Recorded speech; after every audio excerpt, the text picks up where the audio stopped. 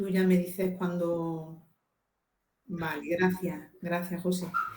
Y bueno, presentaros a José Javier García Montero, presidente de la sede provincial de Granada, de la Asociación Española contra el Cáncer y representante autonómico de Andalucía.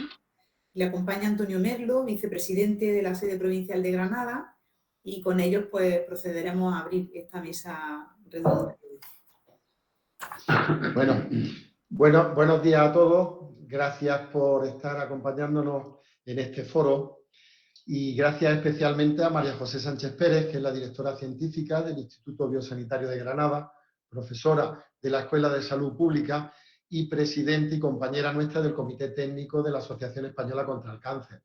Gracias a Verónica Conde Herrero, oncóloga médica del Hospital Universitario Virgen de las Nieves, y a nuestras compañeras Marta Lucena, trabajadora social de la asociación, Verónica Romero, psicóloga sanitaria, y María Ángeles Hernández, que es coordinadora del programa y servicio de la Asociación Española contra el Cáncer.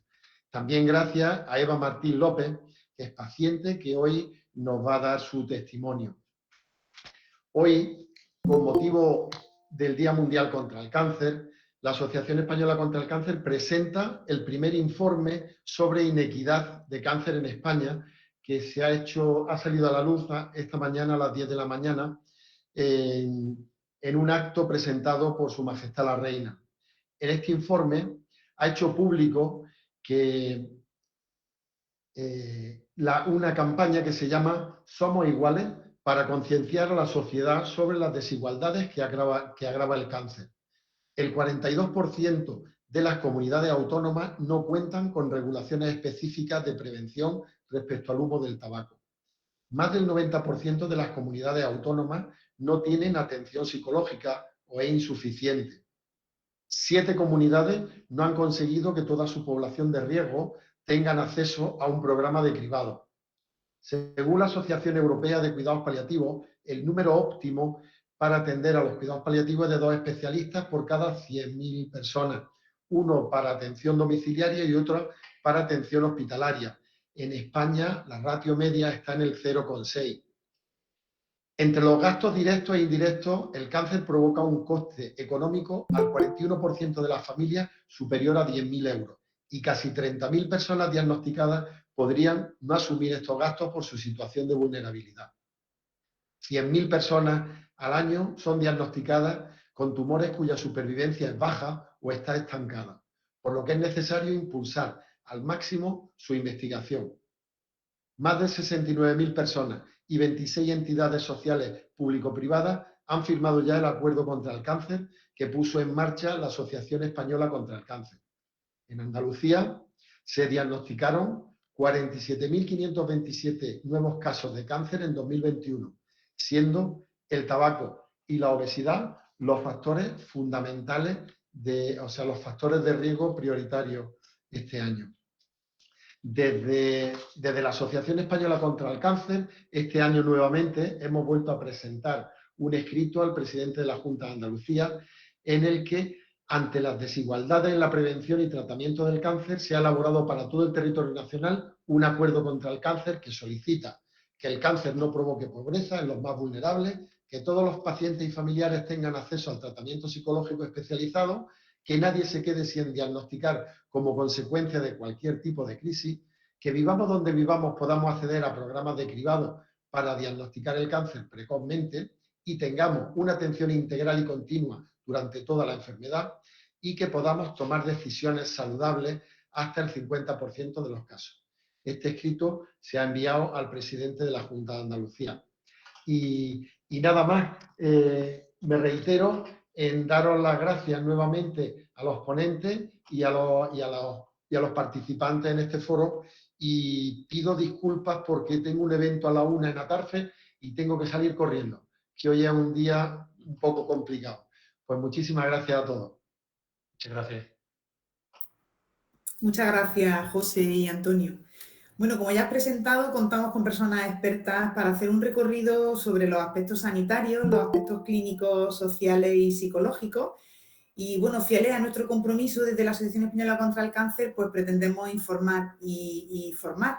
acercando pues, la información veraz sobre estos ámbitos y ahondando este año en el lema de la campaña, que tiene que ver con la desigualdad ante el cáncer. Recordad de nuevo que podéis participar a través del chat. Bueno, y empezamos con María José Sánchez Pérez, que como siempre pues empezaremos contextualizando la dimensión del problema del cáncer en España, en Andalucía y en nuestra provincia. De la mano de María José conoceremos cifras relevantes al respecto y, bueno, también nos hablará sobre aspectos importantísimos de prevención y concretando en el motivo de la campaña y como experta en epidemiología y experta en promoción de la salud y de la salud pública, pues nos abordará un poco qué significa esto, ¿no? De que el código postal afecta más que el código genético o que la tarjeta de crédito afecta más que la tarjeta sanitaria. Muy bien. Cuando quiera, María José. Pues buenas tardes a todos y felicitar a la Asociación Española contra el Cáncer por esta iniciativa de organizar hoy esta mesa, que probablemente la hora no sea buena porque mucha gente tiene que estar trabajando, pero que estamos grabando y que podrá estar disponible para que las personas interesadas lo puedan ver, ¿no? Yo voy a compartir pantalla, a ver si puedo la primera.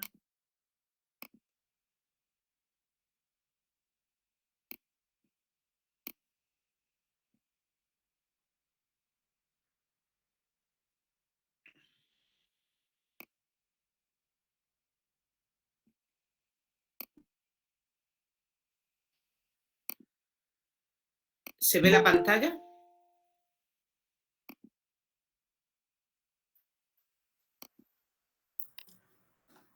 Ahora no se ve, María José. Antes sí se veía y ahora no. Vale, vamos a intentarlo.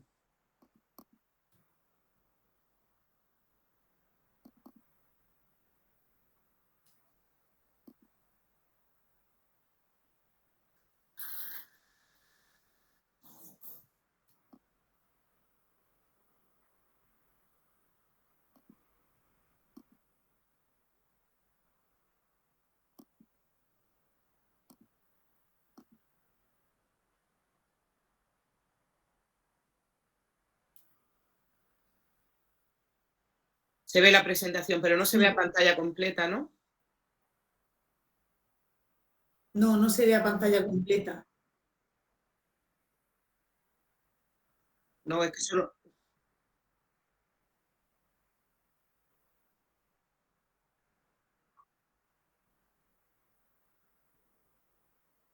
Sí, pero ahí solo me deja una ventana.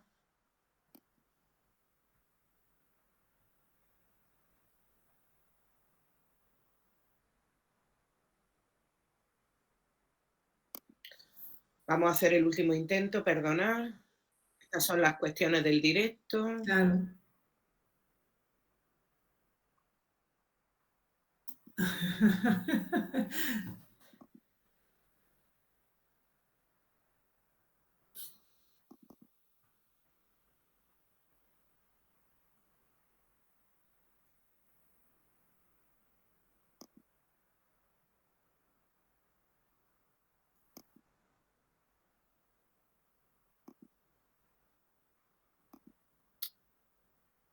Pues se está resistiendo.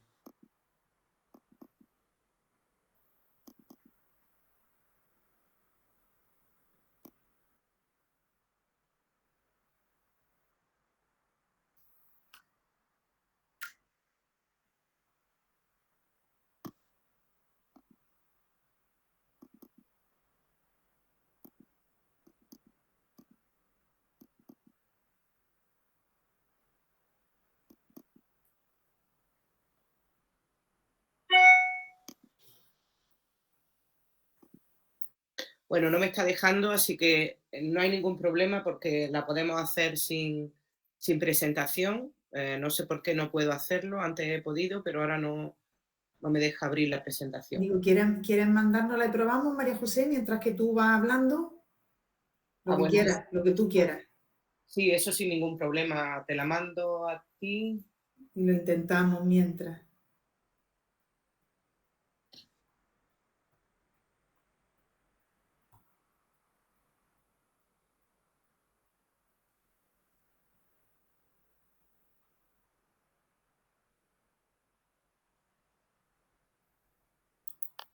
Ya la tienes enviada, ¿vale? Vale, vale. Sin problema.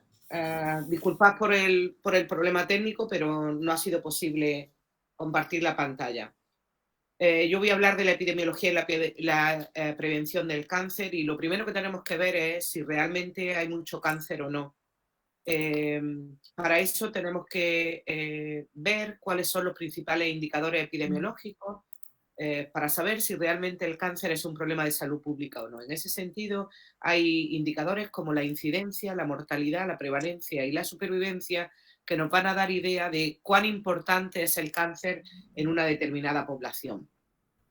Para empezar, decir claramente que el cáncer es un problema de salud pública importante. Es la otra pandemia. Hay una pandemia de COVID, pero también hay una pandemia de cáncer, que en el año 2020 en el mundo se diagnosticaron 19 millones de casos nuevos y que lo que se espera para el 2040 es que haya 30 millones de casos nuevos de cáncer en el mundo. O sea que las cifras van a ir aumentando, aunque luego veremos el detalle de algunos cánceres que está disminuyendo su incidencia. Se acaban de publicar, con motivo del Día Mundial del Cáncer que celebramos hoy, las cifras del cáncer en España en el año 2022, que ha estimado la Red Española de Registro de Cáncer, y lo que vemos es que en este año 2022 se van a diagnosticar 280.000 casos nuevos en España. Para el año 2020 vemos que de algún modo la mortalidad por cáncer va disminuyendo en los últimos años en términos generales, si bien claro, la supervivencia va aumentando. Y para la mayoría de los cánceres estas cifras de supervivencia aumentan en unos puntos en relación a las cifras anteriores. Granada tiene un registro de cáncer de población que está en la Escuela Andaluza de Salud Pública y que lo que hacemos es recoger información de todos los casos diagnosticados en la provincia de Granada a partir del año 1985. ¿Esto qué nos va a permitir? Pues nos va a permitir tener esa información de cuál es la foto y cuál es el riesgo que tiene la población de Granada de desarrollar un cáncer. Los últimos datos corresponden al periodo 2015-2017 y lo que tenemos que deciros es que casi se diagnostican 6.000 casos nuevos de cáncer en Granada, en la provincia de Granada, cada año, casi 6.000 casos nuevos, en donde casi un 30% es cáncer de piel no melanoma. El cáncer es más frecuente en los hombres, en términos generales, en los hombres que en las mujeres, y una cifra que siempre es muy interesante es que si las tendencias no se modifican, es decir, si las cosas no cambian, esperamos que 1 de cada 2 hombres residentes en la provincia de Granada desarrolle un cáncer antes de los 75 años de edad. Y lo mismo ocurra con 1 de cada 3 mujeres que desarrolle un cáncer antes de los 75 años de edad. O sea que estamos hablando de cifras importantes en nuestro medio. Por otro lado, si queremos ver cómo afecta el cáncer, afecta por igual a todos los grupos de edad, pues ya lo hemos visto que aumenta a medida que aumenta la edad. Afecta más a los hombres que a las mujeres en términos generales y, por otro lado, va a aumentar a medida que aumenta la edad de las personas, ¿no? Es decir, el cáncer es una enfermedad que está relacionada con el envejecimiento de la población. ¿Cuáles son los cánceres más frecuentes en Granada? Pues los cánceres más frecuentes, tanto en hombres como en mujeres, son el cáncer de piel no melanoma, que ya hemos comentado antes que supone aproximadamente el 30% del total del cáncer, pero los cánceres más frecuentes después de este cáncer de piel no melanoma, tanto en hombres como en mujeres, serían el cáncer de próstata en los hombres, el cáncer de colon recto y pulmón también en los hombres, y si nos vamos a las mujeres, los cánceres más frecuentes, mama, colon recto y cuerpo de útero. Si vemos las proyecciones de la incidencia de cáncer, porque estos datos que yo he presentado son hasta el 2017, si vemos las proyecciones de la incidencia hasta el año 2021, lo que vemos es que las tasas de incidencia en los hombres parece que tienden al aumento, probablemente a expensas del cáncer de próstata, y que las de las mujeres tienden a una estabilización. ¿Qué ha ido pasando con la incidencia y con las tendencias a lo largo del tiempo? Pues lo que ha ido pasando es que ha ido aumentando la incidencia de cáncer desde el año 85 hasta el año 2017. Cada vez hay más cáncer, un 1,4% aumenta cada año el riesgo de desarrollar cáncer en los hombres y un 2,2% en las mujeres. si hablamos del cáncer de próstata, el aumento es mucho mayor. El cáncer de próstata aumenta cada año un 5% en Granada, mientras que el cáncer de mama aumenta un 2,4%. Podríamos pensar que este cáncer de mama está aumentando fundamentalmente por los programas de cribado, pero cuando lo vemos por grupos de edad, vemos cómo el aumento de la incidencia de cáncer de mama, es decir, del riesgo de las mujeres de desarrollar un cáncer de mama, es alto para todos los grupos de edad, no solo para el grupo de 50 a 69 años, que son los que están en el programa de cribado de cáncer de mama. Y el aumento es muy importante para las mujeres jóvenes premenopáusicas menores de 50 años.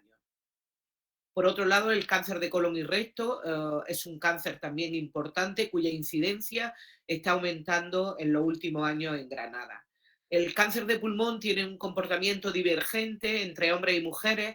En los hombres parece que a partir del año 95 su incidencia disminuye porque ha disminuido la prevalencia del consumo de tabaco en relación a décadas anteriores, mientras que por el contrario en las mujeres lo que vemos es un aumento del riesgo de desarrollar cáncer de pulmón porque la mujer, la prevalencia del consumo de tabaco en las mujeres ha ido aumentando. Si bien todavía hay mucha diferencia entre la incidencia entre hombres y mujeres en relación con el cáncer de pulmón. Si vemos las tendencias de la incidencia del cáncer de cuerpo de útero, pues también vemos un aumento de la tendencia de la incidencia. O sea que podemos decir que en términos generales todos los cánceres están aumentando y que probablemente los únicos cánceres en los que estamos viendo una disminución del riesgo en los hombres es en aquellos que están relacionados con el consumo de tabaco fundamentalmente.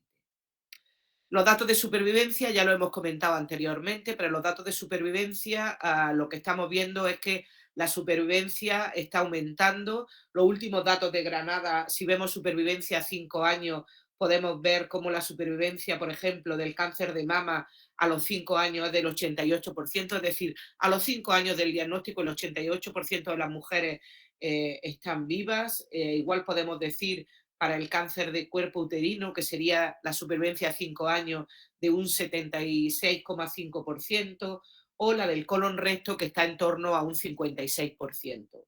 En los hombres estas cifras pues, varían mucho porque no es lo mismo la supervivencia a 5 años para el cáncer de próstata, que es cercana, superior al 85%, mientras que la del cáncer de pulmón es de un 10%.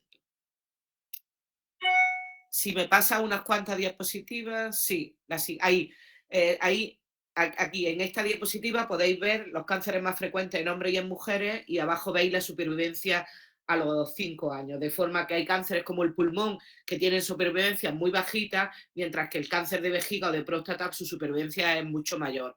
Y en la derecha vemos las mujeres que el cáncer de mama, de cuerpo uterino o de vejiga tienen mejores supervivencias, mientras que hay otros cánceres como pulmón o estómago que tienen una supervivencia realmente baja.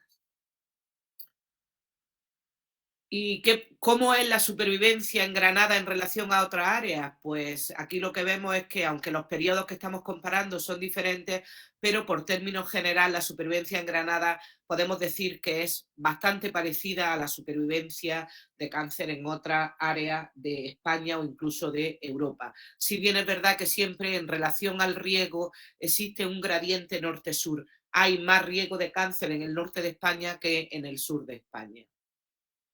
Y pasamos a la siguiente, esta diapositiva lo único que trata, que cuando hablemos de supervivencia de cáncer, lo primero que tenemos que hacer es pensar en qué tipo de cáncer estamos hablando, porque hay cánceres como testículo, labio, tiroides, próstata, etcétera, que tienen supervivencias muy buenas, superiores al 80% y en algunas ocasiones del 90% a los 5 años, pero luego hay cánceres como páncreas, pleura, hígado, esófago, pulmón, que tienen supervivencia por debajo del 10%. Y ya sabemos, por tanto, que el cáncer es un problema de salud pública que afecta más a los hombres que a las mujeres, que es una enfermedad vinculada al envejecimiento de la población. Pero, ¿qué sabemos de cuáles son las causas del cáncer? Pues lo que tenemos que saber es que hay más de 200 tipos de cáncer, que siempre es una enfermedad multifactorial, que solo el 5 o el 10% son de causa genética, mientras que el 90 o 95% van a ser de causa ambientales. Y también tenemos que ser realistas y saber que no conocemos aún todas las causas del cáncer, pero que siempre que hablemos tenemos que trabajar basados siempre en la evidencia científica, en el conocimiento científico que se ha generado. Y claro que podemos prevenir el cáncer. La prevención es clave y es la herramienta más costo efectiva que hay para prevenir el cáncer. La prevención del cáncer hay que pararse, hay que detenerse y podemos hablar de 3 tipos de prevenciones, la primaria, la secundaria y la terciaria. La primaria es la que hacemos, la que depende un poco de nosotros, porque va a hacer que nosotros como ciudadanos actuemos antes de desarrollar la enfermedad y que podamos tener unos estilos de vida saludables, como ya se ha comentado antes, de no fumar, no consumir alcohol o limitar el consumo de alcohol, hacer actividad física, una dieta saludable y mantener un peso saludable. La prevención primaria también van a entrar aquellas vacunas que nos recomienda el Código Europeo contra el Cáncer. En la prevención secundaria vamos a incluir a aquellos programas de detección precoz en el que antes de que aparezcan los síntomas de la enfermedad, para algunos cánceres tenemos herramientas que nos van a permitir poder prevenir este cáncer. Pasamos a la siguiente. Es de obligado conocimiento por parte de la ciudadanía y, por supuesto, de los profesionales de la salud del Código Europeo contra el Cáncer, que la Asociación Española contra el Cáncer tiene bien reflejado en su página web, y yo animo a todos a que reviséis esta información, porque aquí hay elementos que dependen únicamente de nosotros. Pasamos a la siguiente y a la siguiente. Sabemos por las estimaciones que, y porque lo dice la Organización Mundial de la Salud y la evidencia científica, que aproximadamente el 40% del cáncer podemos prevenirlo mediante estas acciones, no fumando, reduciendo mucho el consumo de alcohol, manteniendo una dieta saludable, que es una dieta mediterránea, realizando actividad física y eliminando el sedentarismo, y también tratando de mantener un peso saludable. Si la población mantuviera estos 5 estilos de vida saludables, realmente podríamos reducir la incidencia de cáncer, el número de casos nuevos de cáncer en un 40%, que son una cifra muy importante. En Andalucía tenemos 2 programas de prevención secundaria, de prevención de programas de detección precoz de cáncer, que son poblacionales, y se va a poner próximamente en marcha un 3er programa. El primero es el de cáncer de mama, que todas conocéis y todos conocéis, porque se inició hace muchos años en Andalucía, que se dirige a las mujeres que tienen entre 50 y 69 años y que lo que se le hace es una mamografía periódica cada 2 años. Es mucho más reciente el programa de detección precoz del cáncer de colon, se inició en torno al 2017. Este va dirigido a hombres y a mujeres, y la prueba que se hace es una prueba de sangre oculta en heces que se va repitiendo cada 2 años. Y aquí lo importante es saber que va dirigido a personas que no tengan síntomas y que no tengan antecedentes personales ni familiares de padecer cáncer de colon. Y para ir finalizando, comentaros también el tema de las recomendaciones. O sea, hemos hablado de prevención primaria, secundaria, pero también podemos hacer una prevención terciaria y cuaternaria. Es decir, en el momento que las personas, hombres y mujeres, han sido diagnosticadas de un cáncer, las recomendaciones que hay para evitar que tengan una recaída de ese cáncer o para evitar que tengan un segundo tumor primario, que tengan otro cáncer diferente, que puede estar relacionado con los mismos factores de riesgo, pues serían las mismas recomendaciones que os he comentado anteriormente, que van relacionadas con tener un peso saludable, estar físicamente activo, comer más cereales integrales, más verduras, más frutas y legumbres, no tomar bebidas azucaradas y limitar las comidas rápidas, limitar el consumo de carne roja y evitar en su mayor parte las carnes procesadas, y, por supuesto, la mejor medida para la prevención del cáncer es evitar el consumo de alcohol, aparte del consumo de tabaco. Así que, sin más, solo quiero daros las gracias por esta presentación y pediros disculpas por los errores técnicos que ha habido. Y nada más, abierta a cualquier pregunta que queráis hacer a lo largo de la sesión. Muchas gracias. Muchas gracias, María José. Bueno, estos fallillos no hacen más que darle vidilla, ¿no? A esto. Estamos en directo, como tú dices, María José. Bueno, muchas gracias y ahora pasamos con Verónica Conde, que como nos presentaba nuestro presidente, oncóloga médica en el Hospital Universitario Virgen de las Nieves. Y bueno, seguimos contextualizando. Algo que nos puede parecer tan obvio, pero que es importante que, bueno, ¿de qué estamos hablando? ¿No? ¿Qué es el cáncer? Entendemos lo que es cuando hablamos de cáncer, son todos iguales, hay diferencias. ¿Ha habido alguna evolución? ¿Se ha producido cambio en los diagnósticos, en los tratamientos a lo largo de estos últimos años o estamos en el mismo punto que hace años en cuanto al abordaje de la enfermedad?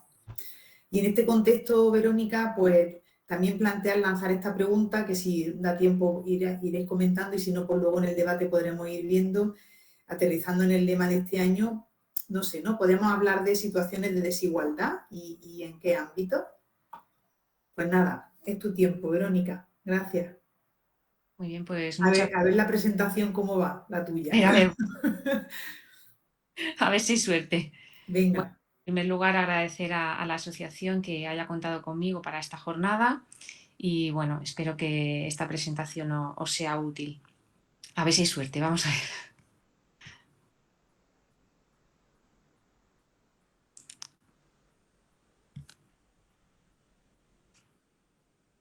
¿Lo estáis viendo? Sí, sí se ve, sí lo vemos. ¿Ya? Sí se ve.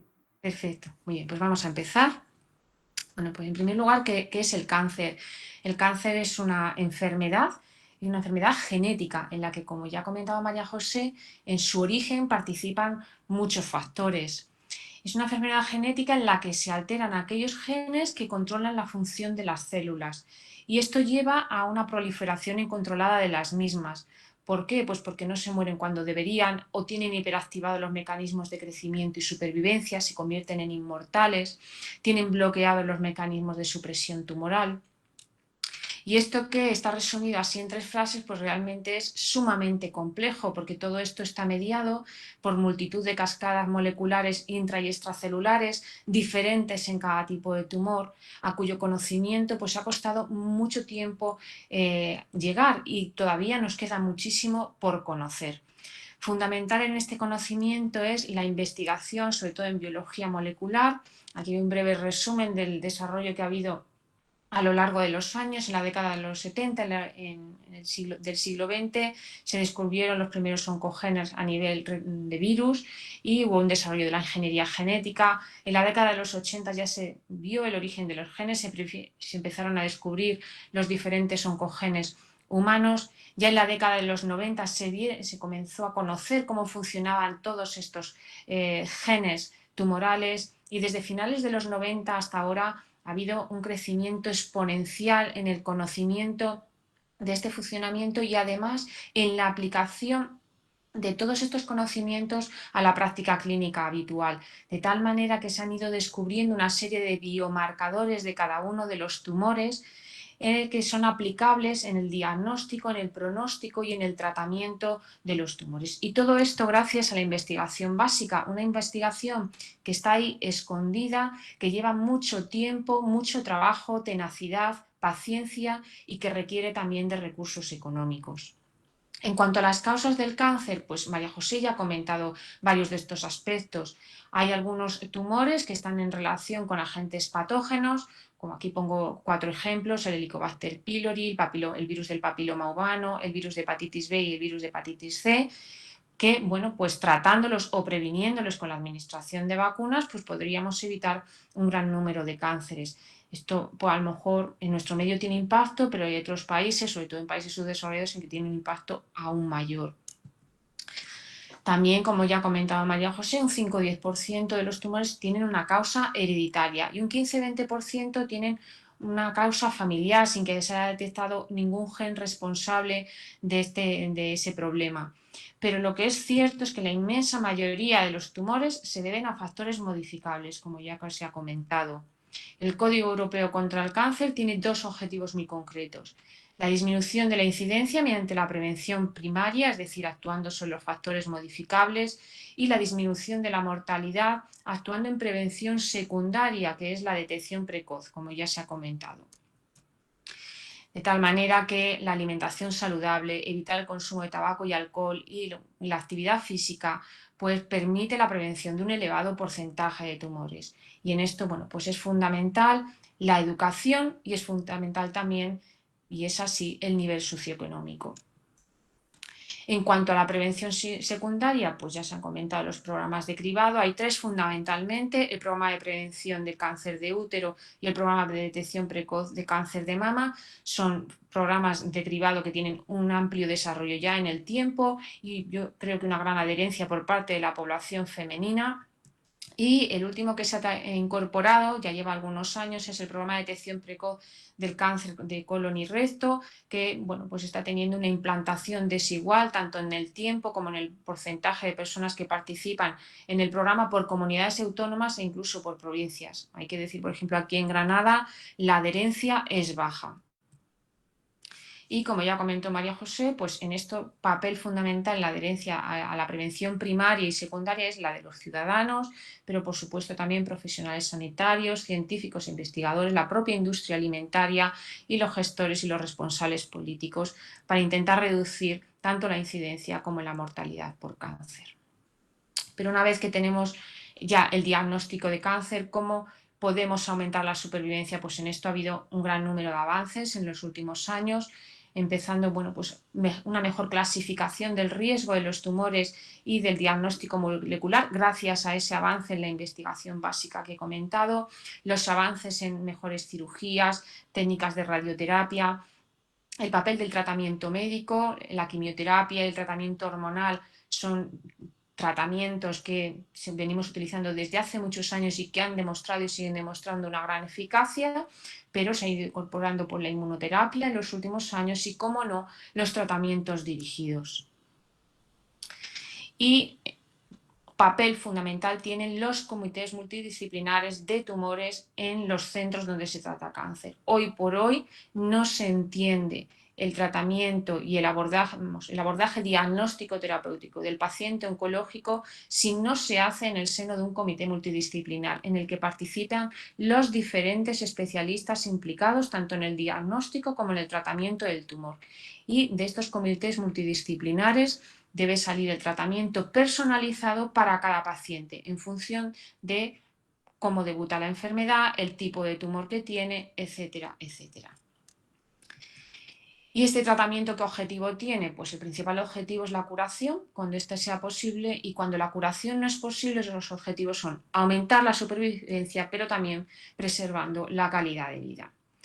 Y como ya avanzaba María Ángel, efectivamente, pues ha habido un gran número de avances en los últimos años y uno de ellos son las dianas terapéuticas que en los últimos 10-15 años pues han venido pegando muy fuerte.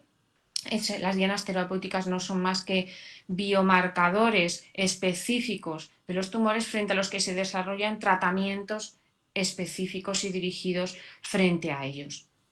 Es lo que llamamos la medicina de precisión. Y se ha llegado a esta medicina de precisión gracias a la investigación. Y sé que soy un poco pesada en la presentación con esto, pero me parece fundamental. Investigación que, como ya hemos comentado, puede ser investigación básica, que es fundamental para conocer la biología de la enfermedad y con ello descubrir estos biomarcadores que permitan pues mejorar en el pronóstico y en el tratamiento y diagnóstico de los tumores. Tenemos la investigación clínica, que es donde se evalúa en humanos el papel que puedan tener los nuevos fármacos. La investigación demográfica, que ya ha comentado María José, fundamental también para conocer las causas y tendencias del cáncer y con ello poder hacer incidencia en poblaciones específicas.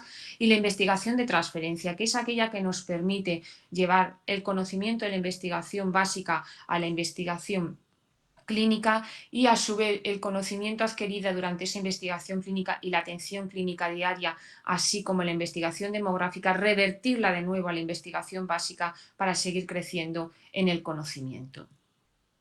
Y bueno, este es un esquema, ¿no?, de las diferentes fases de investigación, aunque las vacunas del COVID nos han puesto muy al día sobre todos estos aspectos. Pero bueno, hay una fase de desarrollo preclínico que, como ya he comentado, dura varios años. Luego la fase 1, 2 y 3 en humanos. La fase 1 en la que se evalúa fundamentalmente la seguridad del fármaco a evaluar. La fase 2 en la que se evalúa la eficacia del fármaco y se ahonda en el conocimiento de sus efectos secundarios. Y la fase 3 en la que ya hay una verificación de los resultados del nuevo fármaco comparándolo con el tratamiento conocido como estándar. Esta es una fase más larga en la que se deben de incluir bastantes pacientes y de donde debe salir realmente si este tratamiento aporta aumento en supervivencia y aumento de la eficacia ya conocida sobre tratamientos previos. Una vez superado esta fase vienen las agencias reguladoras, que son los que deben de dar la aprobación de los fármacos evaluados. Y luego hay una fase de comercialización y observación en la que ya utilizamos los fármacos de forma habitual, pero en la que se sigue investigando, viendo la eficacia que tiene la práctica clínica real fuera de ese entorno de ensayo clínico, y se sigue manteniendo actividad de farmacovigilancia. Entonces, en todo esto, como veis, lleva un gran tiempo y me gustaría destacar dos puntos clave. Por un lado, hay que facilitar el acceso a los ensayos clínicos a los pacientes. Hoy por hoy a veces no resulta fácil. Fundamental es responsabilidad, por supuesto, de los profesionales que nos encargamos de tratar a estos pacientes. Cada vez estamos más acostumbrados a trabajar en red, de estar en contacto unos hospitales con otros, unos compañeros con otros, pero a veces sí que es verdad que la traba es administrativa. Esta parcelación en comunidades autónomas, cada uno con su sistema sanitario, pues a veces dificulta las cosas. Y otro punto clave es agilizar el acceso a los fármacos que han demostrado su actividad. Es fundamental el papel de las agencias reguladoras porque tienen que garantizar que aquello que se ha visto en los ensayos clínicos, pues verificar lo que son los resultados por la seguridad del paciente para que al mercado, por así decirlo, salgan fármacos seguros y eficaces, pero a veces sí que es cierto que se tarda una eternidad en conseguir la aprobación, entre otras cosas porque tiene que pasar diferentes fases. En nuestro medio tiene que estar aprobado por la Agencia Europea del Medicamento, de ahí pasa al Ministerio de Sanidad, del Ministerio de Sanidad pasa a la comunidad autónoma y luego en la comunidad autónoma muchas veces va de hospital en hospital. Y bueno, pues sí que es verdad que una vez que hemos hablado del tema del tratamiento, cierto es que muchas veces pues al final la enfermedad manda y los tratamientos oncológicos pues ya no resultan efectivos y no son aplicables en los pacientes. Bueno, pues en esta fase, e incluso antes de llegar a esta fase en la que ya se desestima todo tratamiento oncológico, me parece destacar el papel fundamental que tienen los cuidados paliativos y de los que, como ya se ha mencionado, hay una escasez tremenda en nuestro país y creo que es un punto de mejora fundamental porque hay que ayudar a estas personas que están y a sus familias que están en la fase, me atrevería a decir, casi más dura de la enfermedad y en la que es imprescindible un soporte médico, un soporte psicológico, un soporte, en fin, de todo tipo para facilitar esta fase final de la enfermedad. Para terminar, destacar estos puntos clave por mi parte, pues la importancia de la prevención primaria y secundaria en la que están implicados múltiples estamentos de la sociedad, comenzando por los ciudadanos. Importancia de la investigación básica y clínica para mejorar el conocimiento de la enfermedad, su diagnóstico, pronóstico y tratamiento, con el objetivo final de aumentar la supervivencia. Importancia del acceso equitativo de los pacientes a profesionales especializados, psicólogos, médicos diagnósticos y terapéuticos, ensayos clínicos, así como el soporte de cuidados paliativos. Y sin más, pues muchas gracias.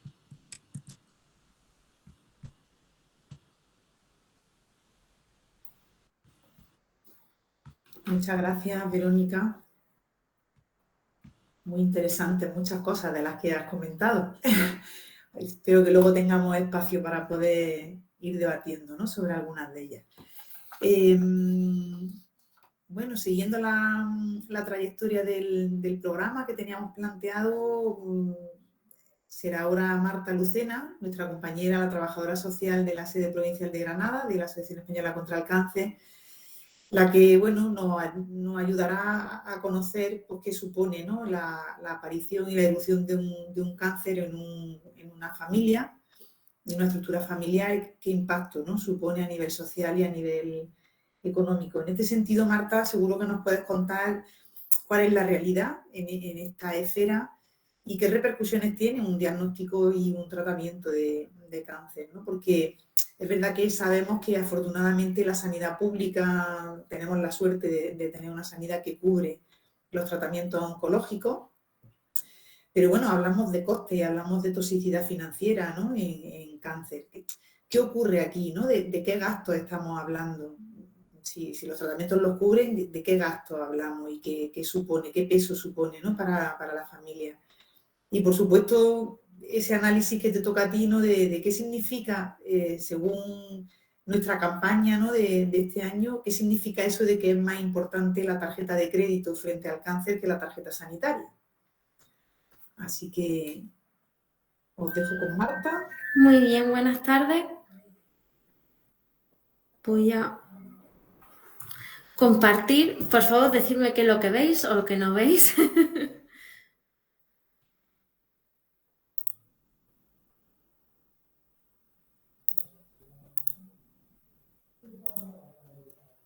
¿Se ve? Sí, sí se ve. Vale, ¿y veis la pantalla completa? Yo no la veo completa, pero No, no se ve. No, se ve me ha completa, dado, creo no. que me ha dado también un fallo porque me dice que, bueno, creo que me ha salido un error. Sí, creo que me ha salido un error y no me deja compartirlo. Así se ve, no se ve completa, pero se ve, ¿no?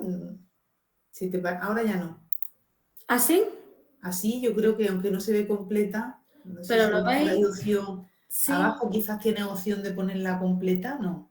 No, pero cuando le doy y le voy a dar a Pues pasar si la no, déjala diapositiva, así, ¿no, Marta? me da un error. ¿Ahora lo veis? Así se ve. No entera, pero se ve. Bueno, pues entonces lo vamos a dejar así. Tenemos modalidades de Sí. presentación. Ya está. Yo no os veo a vosotros, así que cualquier cosa, si no, pues me decís. ¿Vale? Bueno, pues partiendo de todo lo que estamos hablando en la campaña de hoy, creo que es importante que primero contextualicemos todo lo que se está hablando de toxicidad, desigualdad, inequidad, ya que, bueno, como venimos hablando precisamente por la campaña, el cáncer es igual para todos, pero no todos podemos hacer frente a una situación, a un diagnóstico oncológico de la misma manera. Entonces, vamos a hablar de esas desigualdades que existen y también las distintas vías de mejora para que esos pacientes y sus familiares puedan hacer frente a esa situación diagnóstica en las mejores condiciones o en las mismas condiciones. Primero hay que entender qué es la inequidad. La inequidad es un concepto ético que implica un valor de desigualdad. Por lo tanto, para definir la desigualdad como inequidad, es decir, el valor, para que entendamos que esa desigualdad es una inequidad, ese es el sentimiento de injusticia que se crea. De hecho, según un estudio que sacó el observatorio el año pasado, se establece que el 10% de las personas de toda España en el momento del diagnóstico de cáncer se encontraban en una situación de vulnerabilidad. Con el informe que han sacado pues, esta misma mañana, se establece que en España el 21% de la población en el momento del diagnóstico se encontraba en situación de riesgo de pobreza. Estamos ya hablando de que hemos pasado esa vulnerabilidad a una situación en la que hay que elegir entre poder pagar el alquiler o poder hacer la compra. Y también se establece que en Andalucía ese riesgo es superior, siendo un porcentaje del 28,5%. También hay que entender qué es la vulnerabilidad para entender, bueno, un poco el concepto, ¿no? en el que nos estamos moviendo. La vulnerabilidad es cuando una persona o una unidad familiar, una familia, tiene un entorno personal, familiar, sanitario o económico debilitado. Por lo tanto, cuando viene una situación sobrevenida, que en este caso es el diagnóstico del cáncer, no puede hacer frente a esa situación. Una familia que ya le cuesta llegar a final de mes, encima de todo le viene a uno de sus miembros un diagnóstico de cáncer, eso supone una serie de costes que ahora después veremos, lo que hace que ya esa situación que venía más o menos llevando ya no pueden soportarla. Para evitar esa situación de vulnerabilidad o de pobreza, en contraposición tenemos la equidad. La equidad implica la capacidad de ser justos partiendo del principio de igualdad, pero teniendo en cuenta las necesidades individuales de cada persona. Un ejemplo muy sencillo sería, si aquí vienen dos pacientes a por una peluca, yo por el concepto de igualdad cogería una peluca para cada una iguales, rubias con el pelo corto y ondulado, y a cada una le daría esa peluca. Si yo tengo en cuenta el principio de equidad, tendría en cuenta su gusto, su imagen previa, y a cada una le proporcionaría esa peluca, bueno, pues para evitar que ese impacto de la secuela de la pérdida del cabello por el tratamiento sea menor. Los factores por los que nos estamos moviendo en esta campaña que van a generar esa situación de vulnerabilidad a los pacientes y a las familias tras un diagnóstico oncológico. ¿Por qué hablamos del código postal? Bueno, hay una serie de dificultades de acceso a distintos recursos según la comunidad autónoma, la provincia o incluso el municipio. Por ejemplo, la ley de dependencia no se resuelve igual en Andalucía, que hablamos de una media de 2 años, como en otras comunidades autónomas del norte de España, en donde tardan como unos 2-3 meses. Dentro de la propia provincia, por ejemplo, el acceso a poder solicitar una ayuda a domicilio en Granada capital, donde yo puedo acceder como trabajadora social externa a la administración, puedo acceder a ese formulario y apoyar a una familia, cuando estamos hablando de un municipio, depende directamente de los servicios sociales de ese municipio. Y hay municipios más pequeños que debido a sus recursos hay un trabajador social un día a la semana. Por lo tanto, el paciente no puede tener esa rapidez de acceder a un recurso o a las distintas gestiones que precisan. Otro punto que, por ejemplo, nos llevaría al siguiente sería cuando hay una serie de tratamientos, no es lo mismo una persona que resida en el Zaidín que una persona que viva en Treveles, simplemente por la distancia. A ese paciente se le va a crear un coste económico de tener que venir a su tratamiento. Entonces, eso nos lleva al siguiente punto. ¿Por qué afecta la tarjeta de crédito? Porque el cáncer provoca un impacto económico y social en la unidad familiar, ya que el diagnóstico significa una reducción de ingresos y un aumento de los gastos.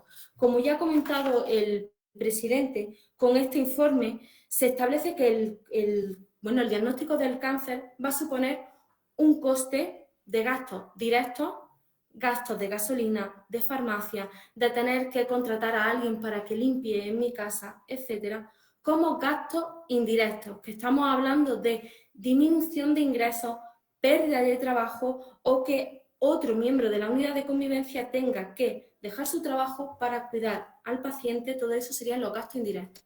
Todo esto supone que el 41% de las familias en España vean aumentados estos costes en 10.000 euros aproximadamente. Si partimos de que en España hay 10 millones de personas que se encuentran en situación de vulnerabilidad, supone que muchas de esas personas, tras el diagnóstico, no van a poder hacer frente a esos gastos.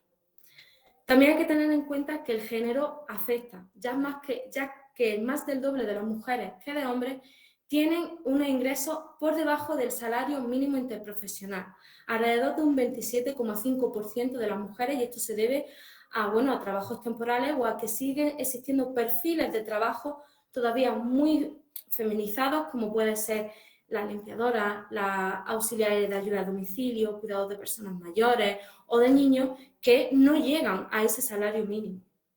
También hay que tener en cuenta que hay un porcentaje de mujeres diagnosticadas de cáncer que padecen un malestar psicológico mayor que el de los hombres, un 45% frente a un 27%, y además que las mujeres diagnosticadas de cáncer viven una situación de soledad no deseada. Se establece que en este mismo informe hay 50.000 personas en situación de soledad en el momento del diagnóstico. siendo el perfil que más crece el de la mujer mayor de 65 años diagnosticada de cáncer. Para evitar o prevenir o mejorar toda esta situación que hemos puesto de manifiesto, ¿qué se puede hacer? Se puede hacer tanto a nivel privado, público, la ciudadanía. Lo que la asociación hace es trabajar a corto, medio y largo plazo, es decir, a corto plazo a través de los recursos existentes, de un acceso más fácil para paliar ese primer impacto, y luego coordinar medidas de medio y largo plazo, ya sea con otras entidades o con la administración pública, para que ese paciente y su familiar, durante todo el proceso que supone ese diagnóstico, pues se intente encontrar lo mejor posible. Para esto, claramente, pues hace falta una serie de recursos, tanto a nivel público como privado, pues para que estas herramientas sean factibles, pues para poder proporcionárselas a estos pacientes, y desgraciadamente pues nos encontramos con muchas deficiencias. ¿Cómo le ayudamos desde la asociación? Pues ayudamos a estos pacientes y su familia de manera gratuita a través de servicios especializados de diagnóstico, valoración, intervención social y psicológica. Y os voy a nombrar por encima aquellos recursos sociales que tiene la organización, de los cuales yo me encargo para prevenir, mejorar y ayudar a esa familia en ese diagnóstico. Información y orientación y gestión de recursos sociales. Existen muchísimos recursos sociales que hasta que un paciente o una familia no se encuentran en esta situación desconocen. Están ahí, hay puertas que están ahí, simplemente hay que ponerle encima una bombillita para que la familia o el paciente pueda tocar. Tenemos un servicio de atención jurídico-laboral, solo se centra en cuestiones jurídico-laboral, pero como casi siempre yo tengo un plan B y todo lo que no pueda ser atendido por este servicio. Hay otros recursos a los que se puede informar a esos pacientes para que puedan acceder también a otro tipo de asistencia jurídica. Tenemos una intervención social especializada, que esa sería la intervención que yo realizo, precisamente para trabajar a ese corto, medio y largo plazo, que nuestra intervención, en la medida de lo posible, yo siempre intento que no sea en corto plazo un parche y ya está, sino siempre intentando trabajar a ese largo plazo. Tenemos ayudas económicas de emergencia puntuales, precisamente para ese primer impacto, apoyar a las familias y luego intentar engancharlas con las distintas ayudas que existen por parte de la administración o de otros recursos. Realizamos préstamos de material, pelucas, prótesis y una serie de material ortopédico. Y también tenemos pisos de acogida para aquellos pacientes que tienen que venir a la capital a tratarse, donde atendemos tanto a pacientes que vienen de municipios alejados de la capital, como pacientes que tienen que venir de otras comunidades, de otras provincias, a tratarse a Granada. Así que espero haber sido clara, espero que haya resultado interesante y pues aquí me tenéis para lo que necesitéis. Muchas gracias, Marta. Desde luego, muy clara y muy explícita. Bueno, pues siguiendo nuestro recorrido, nos adentramos en el ámbito psicológico. Verónica Romero, como psicóloga de la Asociación Española contra el Cáncer aquí en Granada, va a comentarnos pues, todo el impacto emocional y psicológico que supone un cáncer, ¿no? Aquí la pregunta es obvia, ¿no, Verónica? ¿Cuál es la realidad en esta esfera a nivel psicológico y qué supone, ¿no?, afrontar un proceso oncológico y sus tratamientos tanto para el paciente como para la familia? Obviamente, en el contexto que estamos hoy, es obligada la pregunta de si podemos hablar de desigualdades en este ámbito, en el ámbito psicológico. Y podríamos hablar en este ámbito de la atención integral, de la influencia de nuevo, ¿no?, del código postal o de la tarjeta de crédito en esta atención. Pues nada, Verónica. Hola, buenas tardes a todos. Afortunadamente no voy a compartir pantalla, con lo cual no me voy a someter al riesgo de si sale o no sale. Y os quería comentar un poco, como decía María Ángeles, ¿no?, el impacto psicológico y emocional por el que pasa una persona cuando es diagnosticada, tanto el paciente que es diagnosticado como su familiar y su entorno social cercano, que les preocupa muchísimo también lo que ocurra, ¿no?, a las personas queridas. Bueno, comentaros que la mayoría de las personas que padecen esta enfermedad experimenta sentimientos de ansiedad, incertidumbre, miedo, sintomatología depresiva, en la mayoría de los casos, y de manera natural. Esto pues, puede escucharse y puede ser como fácil de entender, pero ¿qué significa sentir este tipo de sensaciones, ¿no? Para que podamos entender un poco esto, voy a usar un pequeño ejemplo por el que hemos pasado aquí en Granada, las personas que vivimos aquí hace relativamente de unos meses, ¿no?, cuando vivimos en la época que tuvimos de los terremotos, en la que estuvimos expuestos a una serie de terremotos que se replicaron durante un periodo de tiempo, y que las personas que estábamos aquí pues nos encontrábamos en la situación en la que no sabíamos cuándo iba a volver a aparecer, cuándo se iba a dar ese terremoto, de qué calibre iba a ser, si iba a ser más grave, si iba a ser menos grave, si nos podía afectar, podía haber daños personales, daños materiales y bueno, conocido es incluso que había personas que casi tenían como la maneta en la puerta, ¿no?, por si tenían que salir corriendo, ¿no?, en ese momento, ¿no? Esa sensación de incertidumbre que nos caló a muchísimas personas. E hicimos lo que pudimos para poder sobrellevarlas, ¿no?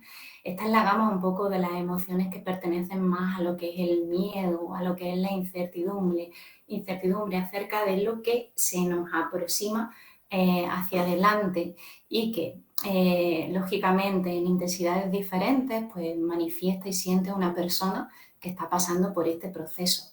Cuando hay una persona que se le diagnostica esta enfermedad, siente una amenaza de frente hacia el futuro de qué va a pasar conmigo, cómo voy a sobrellevar los tratamientos, seré capaz, volverá la enfermedad o no volverá la enfermedad, ¿vale?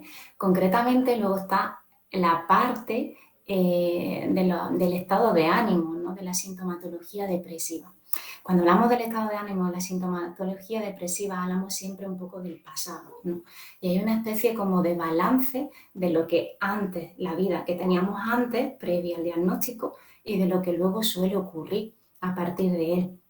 ¿Eso qué significa? Pues que normalmente cuando tenemos un diagnóstico y empezamos a notar carencias en nuestra salud, porque nuestra salud estaba bien hasta que nos diagnostican y empezamos a considerarnos, empezamos a identificarnos como enfermos, tenemos la sensación de perder salud.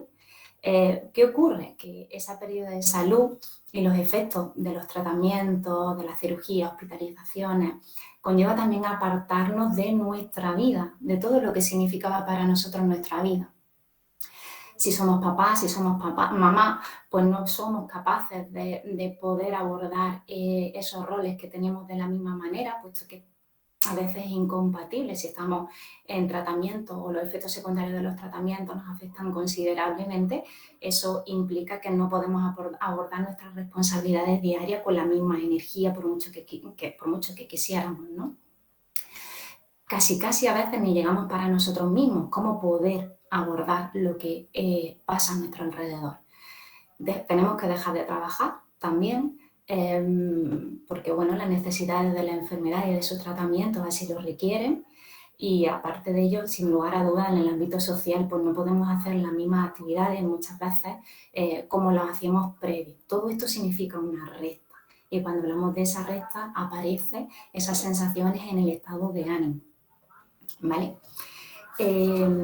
Más allá de lo que es la noticia de padecer esta enfermedad, posteriormente se encuentra la palabra esperanza, porque uno de los problemas de esta enfermedad es el miedo que produce al asociarse inevitablemente a la palabra muerte.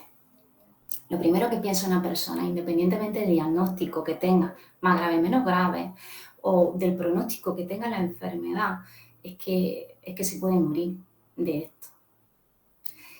Si bien es cierto, creo que todos sabemos que nos vamos a morir, siempre esperando o deseando que sea lo más tarde en el tiempo posible y en las mejores condiciones, pero sabemos que nos vamos a morir. Y esto es una cosa generalizada. Pero ¿quién sabe enfrentarse al momento de morir? Entonces, realmente aparte del diagnóstico, aparte de todos estos cambios que supone, hay que aprender a relacionarse con la palabra muerte y a poder abordar un poco las sensaciones que nos producen el hecho de poder pensar que nos podemos morir de esto. Con lo cual, así, aunque sea de una manera breve y sencilla, pensar que adaptarse a vivir con la enfermedad es natural, que conlleva tiempo, conlleva paciencia, conlleva apoyo e interés por participar en el propio cuidado de nuestra salud, ¿vale?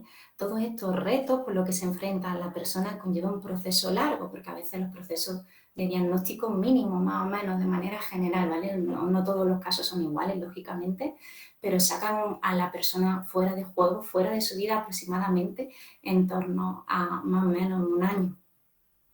En todo este tiempo se requiere mucho esfuerzo de muchas características, ya hemos visto, no solamente de los profesionales y de la parte social, sino de la parte psicológica y emocional de cada una de las personas que les afecta. Quería comentaros un poquito, ¿no?, contextualizando, ¿no?, la situación ahora mismo en lo que conlleva esta campaña, que en relación a los recursos que contamos nosotros a nivel sanitario, por ejemplo, un bajo desempeño de estos recursos en la atención de la salud. Esto tiene un impacto significativo en la etapa clínica del cáncer. ¿Esto qué quiere decir? Que las desigualdades que pueden evidenciar una baja oportunidad en un diagnóstico temprano e inicio de los tratamientos, así como los retrasos en la atención que verdaderamente las personas necesitan. ¿Qué pasa? Que si nosotros pudiéramos tener los mismos recursos y la enfermedad se pudiera coger más a tiempo, pues lógicamente los tratamientos podrían ser menos invasivos y las consecuencias emocionales, incluso las sociales, pues también lógicamente se podrían sobrellevar de mejor manera. Si nos anticipamos al diagnóstico de la enfermedad, en estos estadios, centrándonos en la parte emocional, se podrían reducir muchas de las reacciones que he comentado con anterioridad. Asimismo, si recordáis un poquito, hemos escuchado muchos datos epidemiológicos y muchos datos relacionados, no es que hablemos en este caso de desigualdades, es que en el ámbito psicológico, si recordáis un poco la parte inicial de estas jornadas, cuando ha hablado el presidente de nuestra asociación, decía que en el 90% de las comunidades autónomas ni siquiera se ofrece el recurso de atención psicológica. Y es que en muchos hospitales no existe el perfil del profesional psicológico especializado en este área. Está cubierto o se cubre como se puede, pero quizás lo ideal sería que hubiera un profesional ahí, ya que el 30% de las personas que están diagnosticadas van a requerir una atención psicológica especializada para poder sobrellevar su proceso. Estos son datos que hemos visto en el informe que han sacado desde el observatorio esta mañana mismo. Conscientes de esta realidad, nosotros como Asociación Española contra el Cáncer, no por esta campaña, sino conscientes de esta realidad por la que pasaban las personas que están diagnosticadas de esta enfermedad, se ha apostado muchísimo por la atención psicológica que se ofrece desde nuestra asociación. Creo que la labor que ha hecho la Asociación Española contra el Cáncer en relación al tema del apoyo psicológico es algo encomiable, es decir, que realmente se ha ofrecido y se ofrece apoyo psicológico a todas las personas en todas las fases de la enfermedad, incluso a veces cuando hay sospecha de la aparición de las mismas.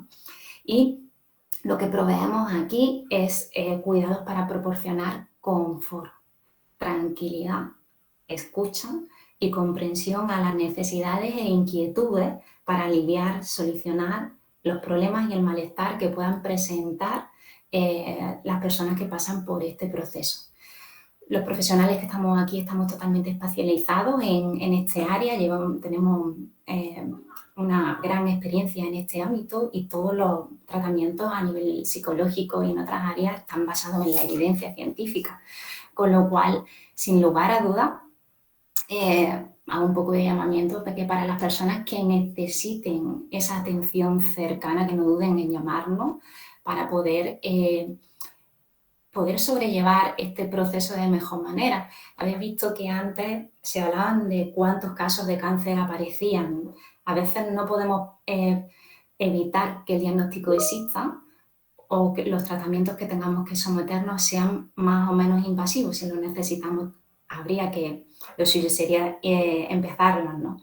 Pero sí que a nivel emocional podemos sobrellevar y gestionar la vivencia personal que nos toque vivir de mejor manera. Y eso sí reduce a través de una atención psicológica especializada el impacto de todas estas emociones por las que puede pasar una persona durante este proceso. En fin, sin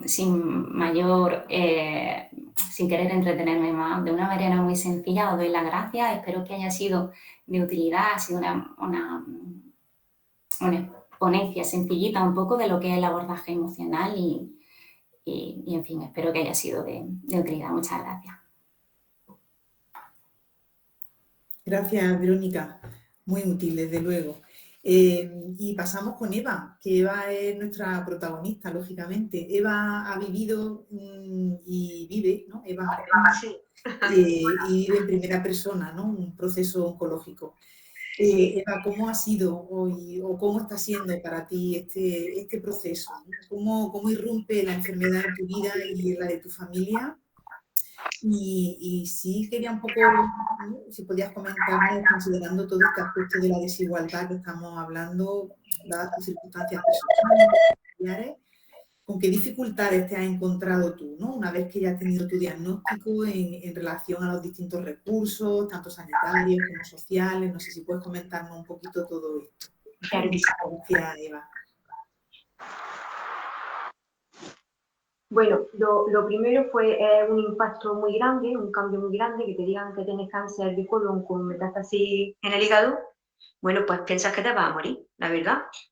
Y bueno, después de eso, de ese choque, pues pensar que con el tema COVID, el tema del trabajo estaba fatal, estaba cobrando el paro, ¿vale? Me quedaban unos días para terminarlo, estaba esperando un trabajo y ya no podía trabajar.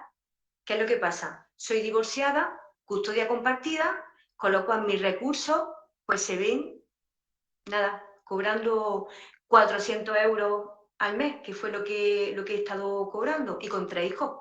Entonces, a mí, para mí lo peor, aparte de toda la enfermedad, los daños colaterales, los tratamientos que son fortísimos y cómo te encuentras, que es que no tienes energía para nada, pues a nivel administrativo, pues que yo me he visto sin recursos. O sea, la economía para mí ha sido un problema muy gordo, apartando ya todo esto que está, pero que además te das sin dinero, sin recursos, es muy duro.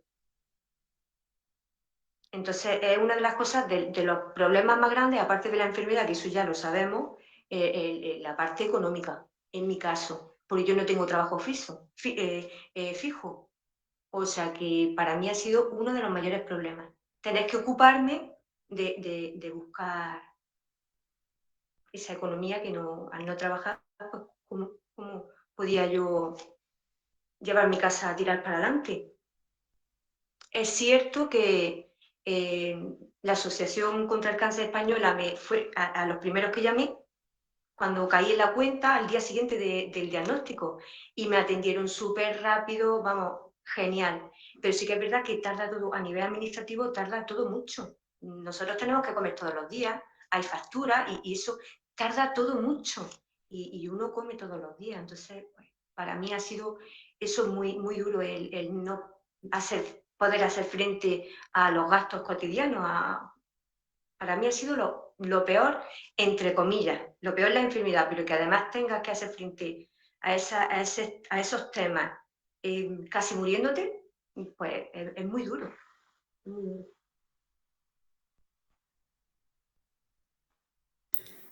Fíjate, Eva, que creo que lo que estás comentando, ¿no? que pones muy bien de manifiesto cómo habiendo una situación tan grave, ¿no? de salud, Sí.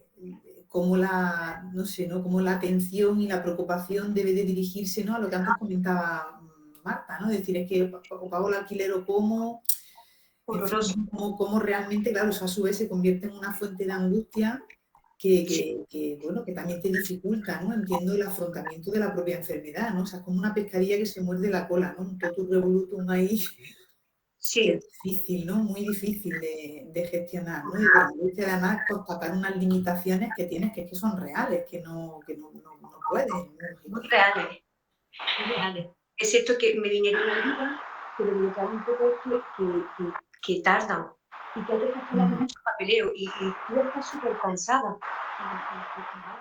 No estás totalmente muy fuerte. Es que hay días que tú no tienes energía para levantarte a comer, ni siquiera ganas de comer, y que tengas que ocuparte de todo eso, de buscar y de que además, es verdad que es que me habéis ayudado un montón y Marta, gracias Marta, estuvo ahí, pero en lo que estuvo en su mano, porque ya la otra parte es muy lenta. Ella fue súper rápido, vosotros fuisteis súper rápido, pero la parte administrativa que está detrás fue muy lenta y tardó, y también por un tiempo limitado.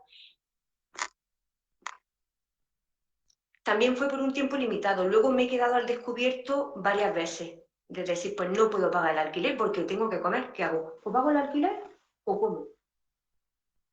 Y pienso que como yo habrá muchísima gente y no me gustaría que lo pasaran tan mal como lo he pasado yo, la verdad. Ya no solo por la enfermedad, que soy súper positiva, lo tengo que decir. Hay que ser positivo y ver el vaso siempre medio lleno, pero por la parte económica, aunque suene triste decirlo, sí, porque eso te da confort. Y a mí no me ha faltado. He tenido esas carencias para poder comprar medicamentos, alimentos, pagar tu alquiler, que no te esté llamando el casero. Estoy hablando sinceramente. Y ha sido duro. Para mí ha sido muy duro. Porque nunca me había pasado. Yo siempre he trabajado, soy una mujer luchadora, con mi niña, divorciada, custodia compartida, que es lo que pienso yo lo veo así. Y siempre he estado trabajando, muy activa, deportista, y que de pronto te venga esto y además no puedas hacer frente a tus gastos, pues para mí ha sido muy duro. No solo la enfermedad y los daños colaterales, sino el no hacer frente a mi gasto. Y pedir ayuda y que tarden. Aunque se me ha ayudado, y yo doy gracias de verdad, y aquí el Ayuntamiento de Monachí también, pero todo muy lento. Todo muy lento. Es lo que yo puedo aportar, si sirve de algo, es lo que yo... Desde luego que sí, Eva, porque, bueno, pienso que esto estimula, con lo que estás comentando, ¿no? Que muchas veces las personas, ¿no? Porque incluso a nivel de la administración, las personas que están ahí pueden estar disponibles, ¿no? No sé si habrás tenido más o menos dificultad para acceder a ellos, pero bueno, es verdad que a veces, ¿no? Por eso sigue siendo tan importante el trabajo que hay que hacer a nivel de administraciones, a nivel de instituciones, porque hay momentos en los que es que hay que agilizar, ¿no? Antes Marta nos comentaba muy bien, ¿no? Cómo el código postal, ¿no? En este sentido, aludiendo a los lemas de nuestra campaña de este año, puede influir, ¿no? De que en una comunidad o en una zona una ayuda se tramite en meses y en otro sitio pues se tarde en años, ¿no? Como dices, comer hay que comer todos los días, ¿no? Entonces, esto hace alentar a que tenemos que seguir trabajando, ¿no? Entre todos. Sí, sí. Yo aquí en este sentido, si me permitís, sí que me gustaría hacer una reflexión en lo que estás tú planteando, María Ángeles, de las desigualdades que se pueden dar, las estamos centrando mucho en lo que son las desigualdades una vez que la persona ha tenido un cáncer. Pero yo también quiero insistir un poco en el papel que me toca, digamos, para ver que también existen desigualdades en el riesgo que tiene la gente de desarrollar un cáncer. La gente parece que en el ámbito, las zonas que son socioeconómicamente más pobres, van a tener un mayor riesgo de desarrollar determinados tipos de cáncer. Para estas personas, además, es probable que lo socioeconómico está también relacionado con la educación, con lo cual si el nivel educativo es más bajo, esas personas van a tener menos conocimiento de cuáles son los síntomas que pueden hacerle sospechar que esa persona tenga un cáncer. Y ahí hay un trabajo importante que tenemos que hacer de educación a la ciudadanía para que la población sepa cuáles son los signos o los síntomas que le pueden llevar a pensar que tiene que consultar con el médico de atención primaria. Esta es una reflexión, yo creo que muy importante, y también una vez que han sido diagnosticadas las personas que viven en lugares muy alejados de donde están los centros hospitalarios, pues también van a tener muchas dificultades de accesibilidad a los centros sanitarios por las dificultades. No es lo mismo una persona que vive en Granada que una persona que vive en el pueblo más remoto de la Alpujarra, ¿no? Entonces, en ese sentido, bueno, valorar todo lo que es esto, y luego, si la gente no tiene dinero, le podemos decir que haga dieta mediterránea y que coma más frutas y verduras, pescado, pero si no tiene dinero o tiene menos dinero, pues es difícil que podamos... o sea, que yo creo que queda mucho para reducir esas desigualdades, no solo una vez que se ha producido el diagnóstico del cáncer, sino también mucho más importante para intentar prevenir el cáncer e intentar evitar esas desigualdades socioeconómicas, ¿no? Nosotros tenemos ahora un proyecto de investigación que tiene financiación de la Asociación Española contra el Cáncer, donde estamos tratando de ver las desigualdades socioeconómicas que hay. La supervivencia de cáncer en el norte de España no siempre es igual que la del sur de España. Si comparamos el País Vasco, comparamos Navarra con los datos de Granada, pues desgraciadamente para algunos tipos de cánceres los datos de Granada son peores. Eso también son desigualdades. El tener un poco lo que decía también Verónica, el acceso a los tratamientos, el que el acceso a los tratamientos más innovadores que hay sea igual para todos, ¿no? Que tengan el coste que tengan, pero tenemos derecho a que si una persona puede entrar en un ensayo clínico o puede ser tratada con el medicamento o con la técnica más innovadora, eso tiene que ser por igual en todo el país, ¿no? Bueno, yo creo que hay mucho, podríamos estar hablando ahora infinitas, ¿no? Del tema de la...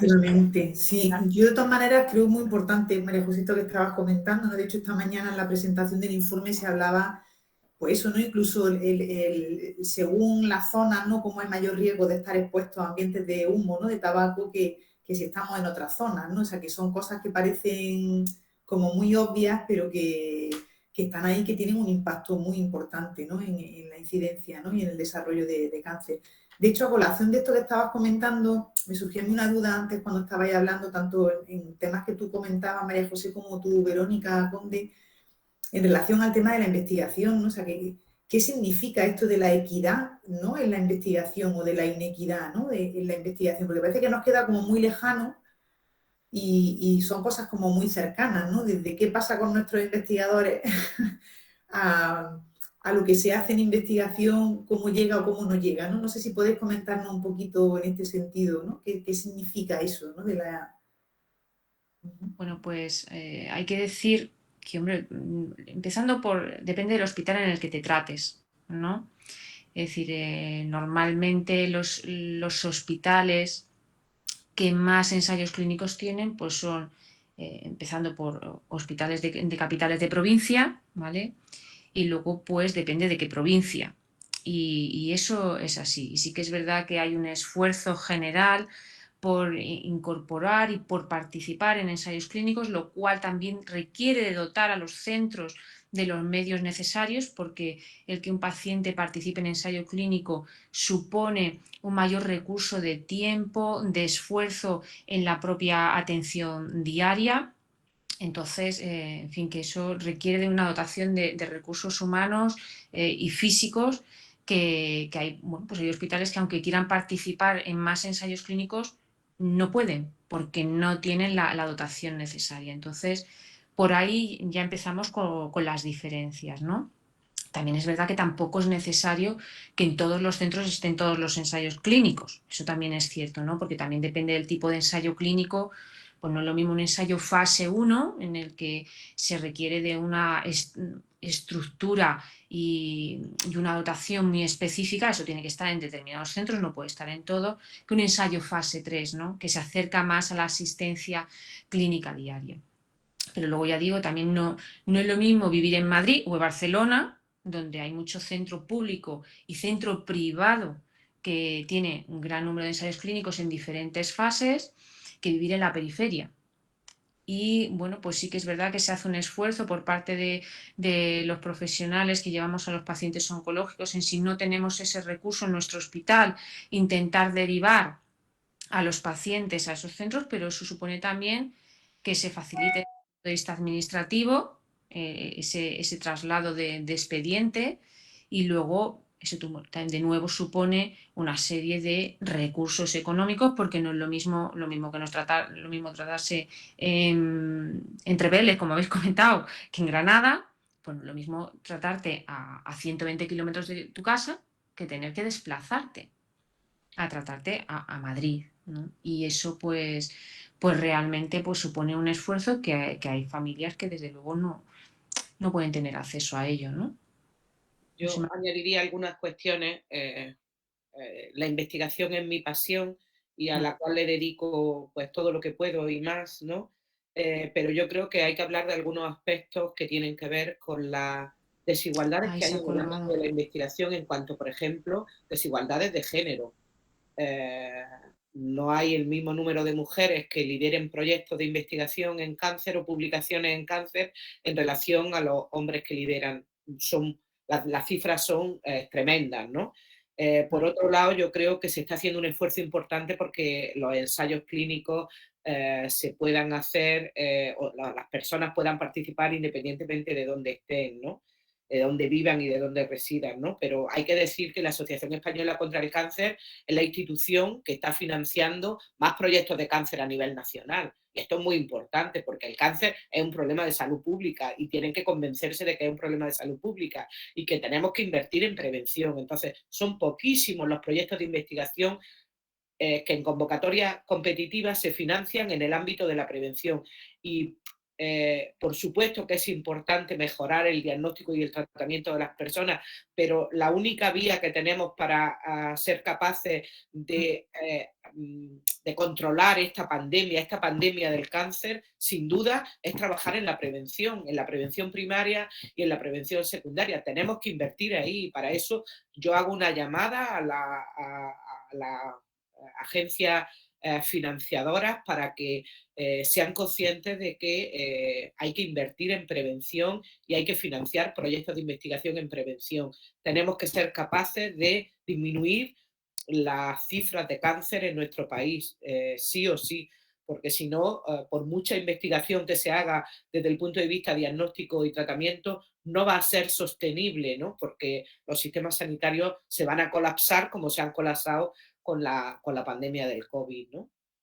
No puedo estar más de acuerdo, vaya. Es decir, que es así, sí que es verdad que, bueno, pues en parte no, en gran parte la investigación en nuevos tratamientos viene impulsado por la industria, es decir, por parte de los gobiernos, es decir, si es por los gobiernos estamos todavía, no sé, pero que es decir, que podemos criticar mucho la industria farmacéutica, pero realmente son los que llevan el peso de la inmensa mayoría de la investigación preclínica, de esa investigación básica y luego de las fases posteriores que requiere de un gran número de recursos económicos y humanos. Esto no se nos puede olvidar y ahí sí que es verdad porque los gobiernos tienen muy poca implicación. Entonces yo creo, aquí María José me puede corregir, quizás, vamos, estoy casi segura, ¿no? Pero probablemente sean mucho más baratos los estudios en prevención y sean mucho más rentables a largo plazo. Lo que pasa es que aquí no vemos el largo plazo, siempre miramos el cortoplacismo y qué puedo solucionar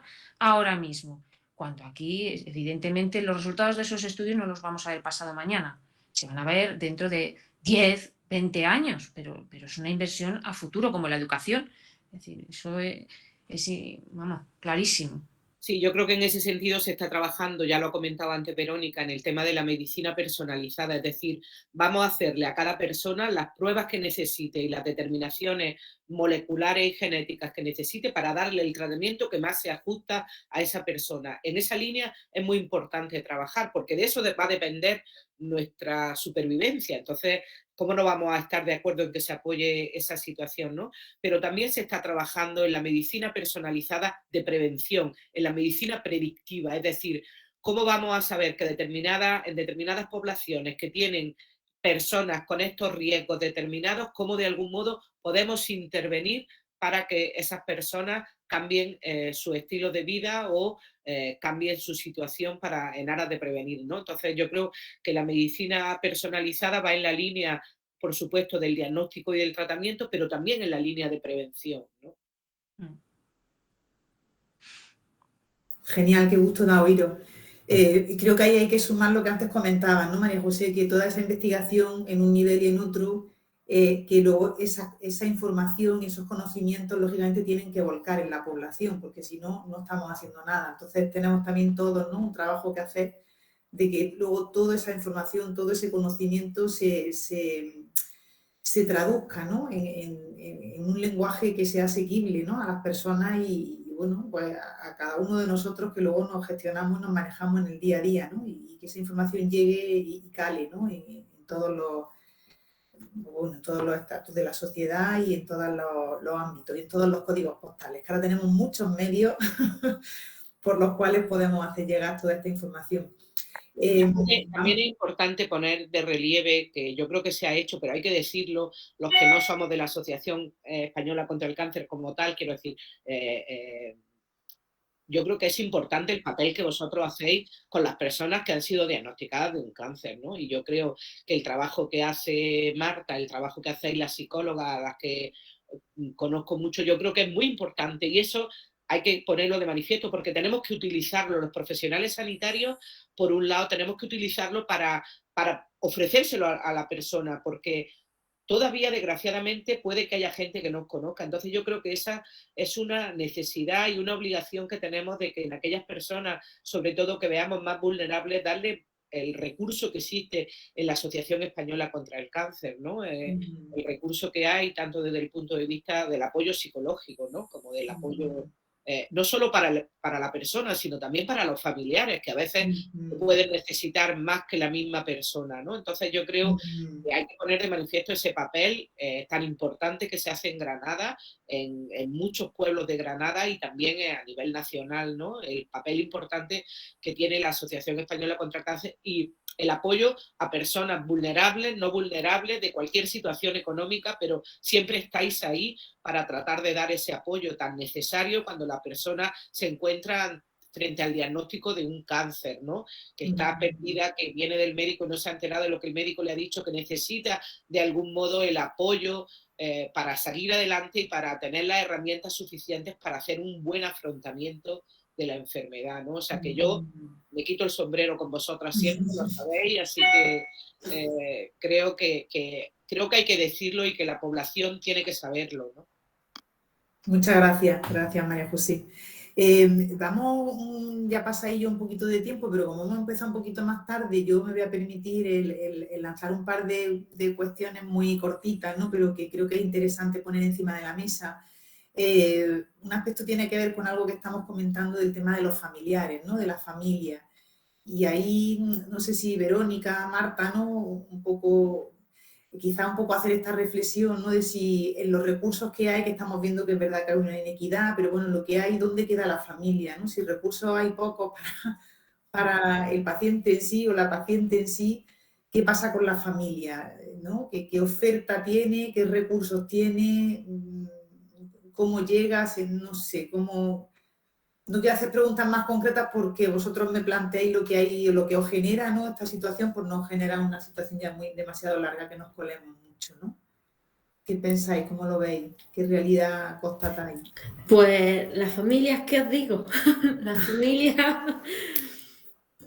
familia está ahí apoyando al enfermo y poco más. Es decir, existe una tarjeta para cuidadores que lo que da es para conseguir la cita antes, acompañamiento, pero no existe, es decir, hemos hablado de los costes, de los costes indirectos en donde entraba esa pérdida de ingresos, que también entra la pérdida de ingresos del familiar, porque hay muchos familiares que tienen que dejar su trabajo o pedir horas o pedir días para acompañar a su familiar. Y no existe ningún recurso para esos familiares. Ojo, existe por dependencia, es decir, si en un proceso oncológico la persona se encuentra en una situación de necesitar ayuda de tercera persona durante 2 años, que es lo que tardan en Andalucía en diagnosticarlo por dependencia, puede solicitar la PC, que es la ayuda para cuidadores, y a lo mejor se la pueden conceder o no. Es el único recurso existente para un familiar. Por un proceso oncológico, ese familiar, salvo ese apoyo o que en la medida de lo posible con una autorización pueda ir, coger, llevar documentación, el familiar está completamente perdido, solo. Es verdad que en ese sentido, por eso creo que durante toda mi ponencia, cada vez que hablaba de paciente y familiar, porque nosotros sí intentamos trabajar con toda la unidad de convivencia, tanto con el paciente como la unidad de convivencia. Las ayudas que se ofertan, se hace un estudio no solo para los pacientes solos, sino para esa unidad de convivencia que reside con ese paciente. Existen recursos que no estaban en la cartera de servicios que hoy he presentado, pero son recursos de acceso a distintos programas de empleo que son tanto para pacientes como para familiares. Entonces, es verdad que a través de distintas entidades privadas o incluso, por ejemplo, en el caso de Eva, la propia administración, el ayuntamiento con un recurso de empleo sí pudo trabajar con un familiar de ella, es decir, ahí sí se puede intentar eso, ayudar, nosotros ayudamos, hay otras organizaciones que también apoyan en ese sentido, pero lo que es la base para esos familiares no existe. Bueno, yo comentar un poquito que desde el ámbito psicológico el paciente y la familia, el familiar es un paciente que nosotros llamamos de segundo orden igualmente, es decir, que lo mismo es personalmente, ¿no?, padecer el diagnóstico de la enfermedad que tú ver a un ser querido de las personas más importantes de tu vida que está en esa situación, es decir, tú mismo también manifiestas esas reacciones emocionales y no hacemos, desde nuestros servicios no hacemos esa distinción. Tratamos al paciente y donde llega la onda expansiva, ¿no?, emocionalmente alrededor de la persona diagnosticada y ofrecemos ese soporte igualmente.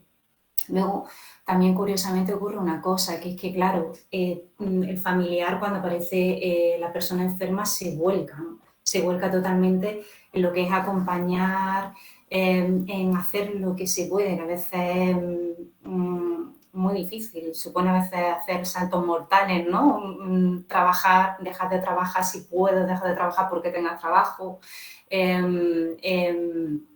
abordar todo el acompañamiento que requiere.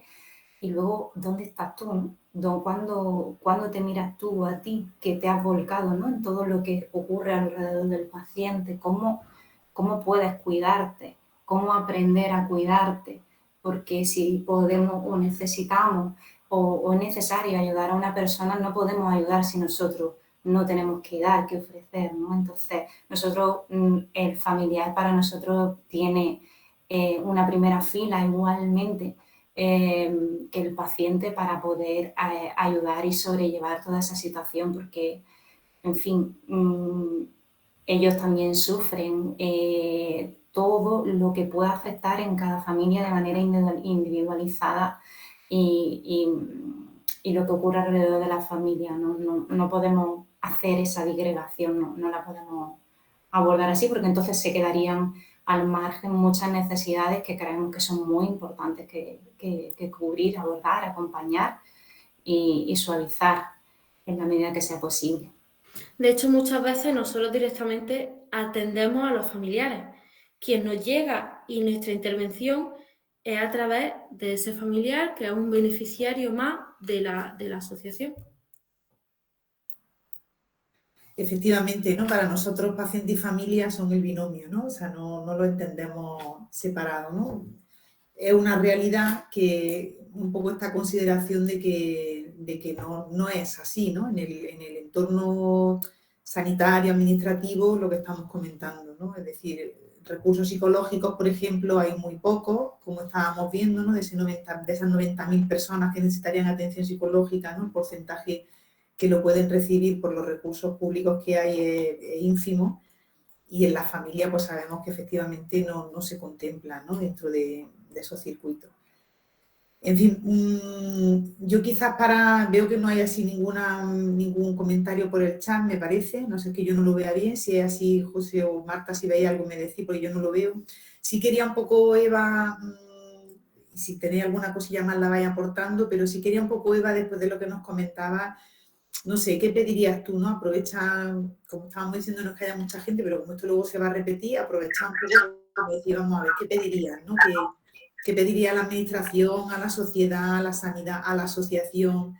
¿Qué mejoras crees tú, ¿no?, que se pueden plantear desde tu experiencia y tu vivencia? Pues pediría al sistema entero, en esto lo englobo todo, pues más apoyo en todos los sentidos.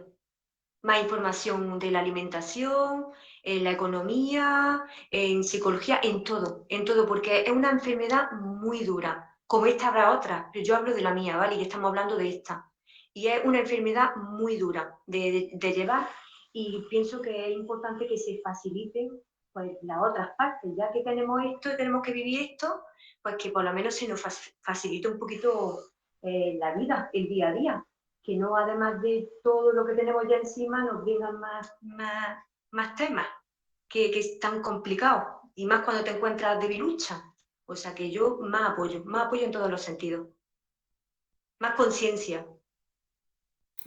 En este sentido me estaba surgiendo, Eva, conforme estabas comentando, parecería, aunque nos parezca muy obvio, ¿no?, que Sí. probablemente sería interesante, ¿no?, el contemplar que esta valoración integral, ¿no?, de necesidades es imprescindible, ¿no?, desde los momentos de los inicios, ¿no?, del proceso de la enfermedad, ¿no? Es decir, lógicamente yo entiendo que es un momento que es tan intenso, ¿no?, y tan rápido, ¿no?, se detecta algo, hay una sospecha, una prueba, otra prueba, ¿no?, el análisis, un profesional, un especialista, otro, cada uno, es verdad que tenemos nuestro ámbito, ¿no?, pero quizás de alguna manera, no sé, ¿no?, quizás tenemos que darle vuelta a todo eso, cómo se podría integrar y cómo se podría implantar el que haya esa exploración, ¿no?, ese screening que a lo mejor podría ayudarnos a detectar todas estas necesidades, ¿no? Entiendo que en un momento dado un especialista de digestivo, un cirujano, un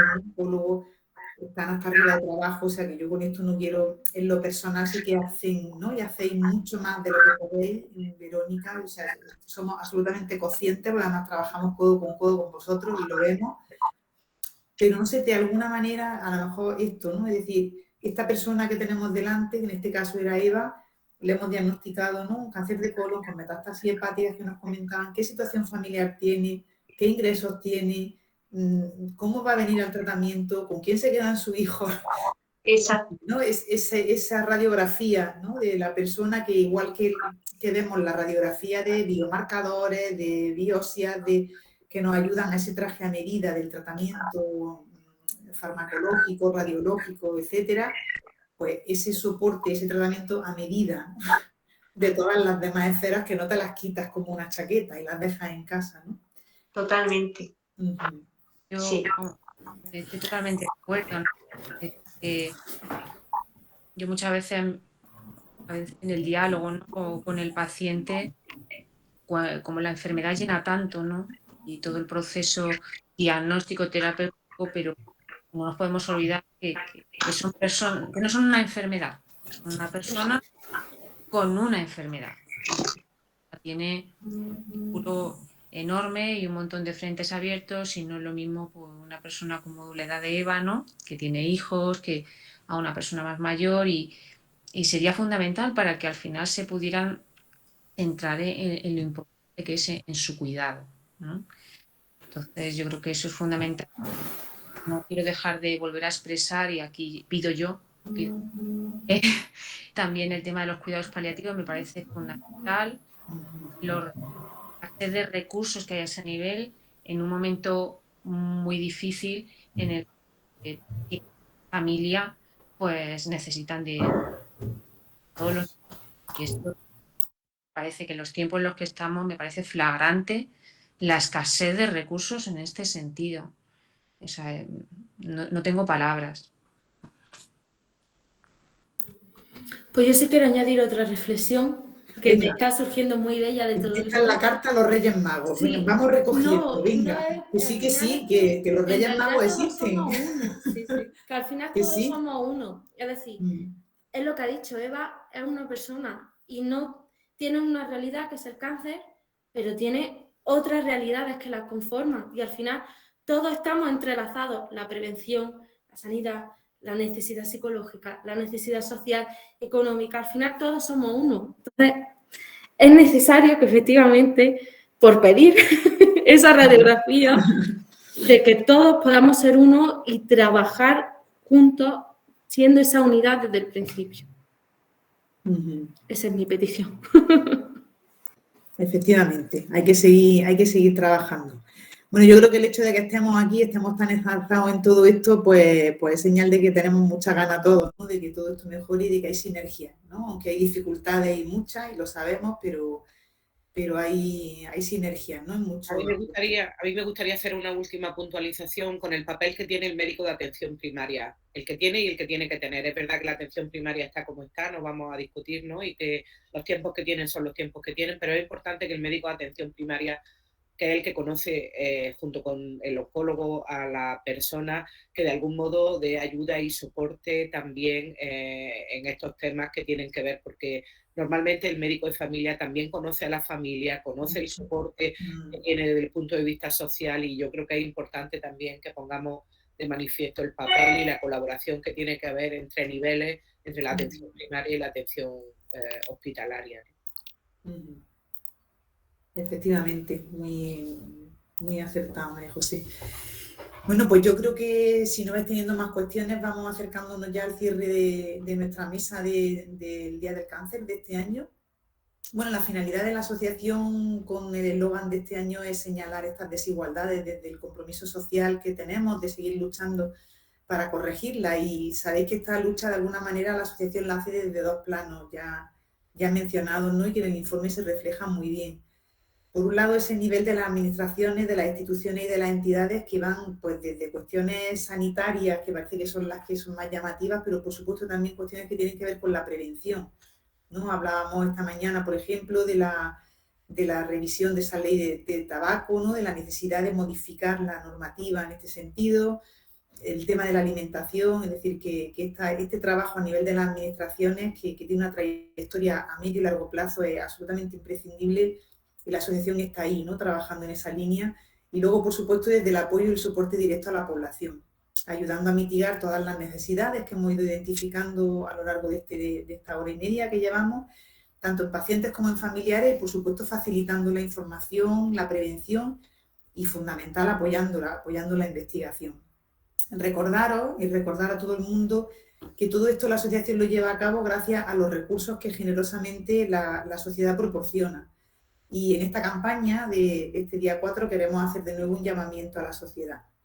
Este llamamiento es pedir a todos los que nos estáis escuchando ahora y luego en diferido, pues la adhesión al acuerdo contra el cáncer que podéis encontrar en www.acuerdocontralcáncer.com. De todas maneras, os lo dejo en el chat. Este acuerdo arrancó hace ya algún tiempo desde la Asociación Española contra el Cáncer. Hay, no sé el número, pero muchísimas firmas ya hechas, incluso de entidades, ¿no? y de organismos que se han adscrito a él. Y bueno, seguimos viendo la importancia de que se sigan produciendo adhesiones, y que cada vez más hagamos también escuchar nuestra voz, ¿no? Que como usuarios y como ciudadanos de a pie, pues también tenemos este compromiso, ¿no? de hacer que todo esto nos permita hacer elevar, ¿no? Peticiones a nivel de administraciones. Todos tenemos, en definitiva, el compromiso y la responsabilidad y la obligación, quizás, ¿no? de reducir las desigualdades en todos los ámbitos que hemos visto, y seguro que si nos damos media hora más sacamos más cosas, con lo cual tendremos que emplazarnos a otros encuentros que no van a faltar, no faltan mucho. Dentro de poco ya tendremos algún otro. Daros las gracias a todos los que estáis desde casa, daros las gracias por vuestra presencia, daros las gracias, como siempre, a nuestros componentes de lujo, que de verdad que os agradecemos enormemente el estar ahí, el contar con vosotros, María José, Verónica, Eva especialmente, y Verónica, María José, sabemos que vuestros tiempos son absolutamente asfixiantes, con lo cual, pues bueno, valoramos aún más, ¿no? El que siempre estéis disponibles y siempre pues con la amabilidad y con el buen hacer que tenéis. Soy una grande sabia, yo siempre lo digo. Gracias a todos, nos vemos pronto y pues nada, a luchar por la desigualdad. Venga, muchas gracias. A todos. Gracias. Cortamos ya la grabación, ¿no, José?